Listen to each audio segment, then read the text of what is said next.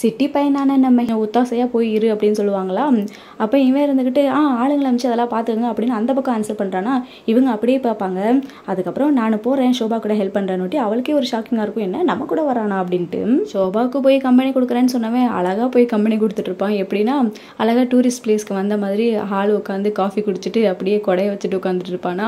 Heroine வந்து கேட்டுட்டு இருப்பா, என்ன இதான் நீ கம்பெனி கொடுக்குற லட்சணமா அப்படிங்கும்போது, ஆமாம் நான் கம்பெனி கொடுக்குறேன்னு தானே சொன்னேன், நீ வேலையை பாரு, நான் எப்படி உட்காந்து கம்பெனி கொடுக்குறேன் அப்படின்னு சொல்லுவான். இவளுக்காக கடுப்பாகும், ஒன்றுமே சொல்ல மாட்டா, பேசாட்டுக்கு போய் அவள் வேலையை பார்க்கறதுக்கு போயிடுவான். இந்த பக்கம் ஹீரோ வந்துட்டு யோசிச்சுட்டு இருக்கிறான், இது என்ன அவ்வளோ பெரிய கம்பு சுத்துற வேலையா, இதை யாரும் பண்ண முடியாதா, ஓவரா சீன் போடுற அப்படியே மாதிரி நினச்சிக்கிட்டு இந்த பக்கம் தான் தாத்தாவை பற்றி யோசிக்கிறான். இந்த தாத்தா பாரு வேலை செய்ய ஆள் இல்லாமல் கஷ்டப்பட்டு கடைசியில் என்கிட்ட வந்து கெஞ்சுற நிலைமை வரணும், அது வரைக்கும் பொறுமையாக இருடான்னு சொல்லிட்டு இருப்பானா. இங்கே நிறையா பேர் வந்து அதாவது ஆல்ரெடி உனக்கிட்ட ப்ராஜெக்டை பாரு, ஷோபாவோட மாப்பிள்ளைய ரொம்ப சீன் போட்டுட்டு இருக்காம போல இருக்கு, இந்த மாதிரி படம் வைக்கணும்னு என்ன அவசியம் இருக்குது அப்படின்னு சொல்லிட்டு இருப்பாங்க. அப்போ கூட இருக்கவங்க சொல்லுவாங்க, சரி சரி மெதுவாக பேசுங்க அவளுக்கு கேட்டுற போகுது அப்படின்ட்டு. இந்த பக்கம் நம்ம ஹீரோயின் நினைக்கிறா, சே இப்படி காசி பேசிகிட்டு இருக்காங்களே, நம்ம இவனை வந்து ஃபியான்ஸாக நடிக்க சொன்னால் பண்ணுற காசிப்லாம் போயிடும்னு பார்த்தா இவங்க திரும்பவும் அதை வச்சு ஒரு காசி பேசுகிறாங்க அப்படின்னு யோசிச்சுட்டு இருப்பான். இந்த பக்கம் ஹீரோ உட்காந்துக்கிட்டே அவன் வேலையெல்லாம் முடிச்சிருவானா.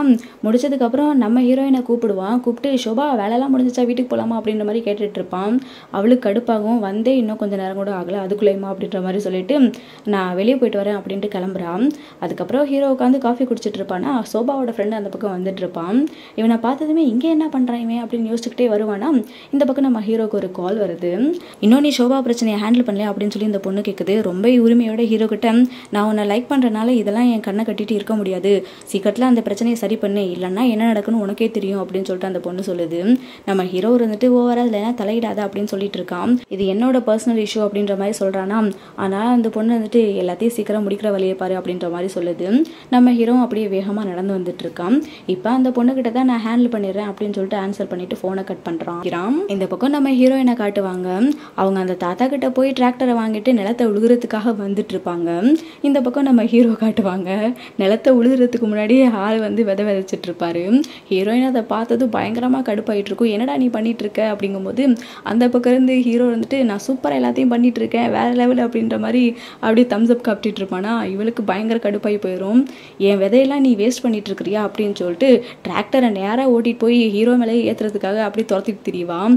அவனா நான் அவனுக்கு ஹெல்ப் தானே பண்ண, எதுக்கு இப்படி பண்ணுற அப்படின்னு சொல்லிட்டு ஓடிட்டே இருப்பான். இப்படி இவங்க ரெண்டு பேரும் அப்படியே ஓடுறதும் துரத்துறதுமா இருப்பாங்களா. இதெல்லாம் தூரத்துலேருந்து அந்த ஃப்ரெண்டு பார்த்து பயங்கரமாக சிரிச்சிட்டு இருப்பானா. அப்போ இன்னொரு கேர்ள் புதுசாக என்ட்ரு ஆகுவான். வாவ் நீ எப்போ வந்த அப்படின்னு சொல்லிட்டு இந்த பையன் ரொம்பவே எக்ஸைட்மெண்ட் ஆகி, ஷோபா இங்கே பாரு யார் வந்திருக்கா நம்ம ஃப்ரெண்டு அப்படின்னு சொல்லிட்டு கூப்பிடுறான். அவளை பார்த்ததும் நம்ம ஹீரோயினும் ரொம்பவே சந்தோஷமாயி அப்படியே ஹாய் காமிச்சிட்டு இருக்காங்க. டிராக்டரை ஆஃப் பண்ணதும் ஹீரோ கேட்டுட்டு இருக்கான், நான் உனக்கு ஹெல்ப் தானே பண்ண, எதுக்கு நீ இந்த மாதிரி பண்ணிட்டு இருக்க அப்படின்னு, நான் உன்னை வந்து கவனிச்சுக்கிறேன் அப்படின்னு சொல்லிட்டு நம்ம ஹீரோயின் சொல்கிறான்.